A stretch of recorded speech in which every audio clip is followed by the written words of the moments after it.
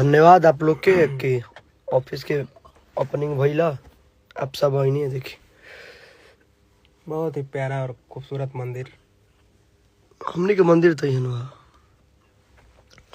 और जितना लोग आइल हम अथी में क्या कहला इनोग्रेशन ना इनोग्रेशन पूजा में इनोग्रेशन में सबके हुई के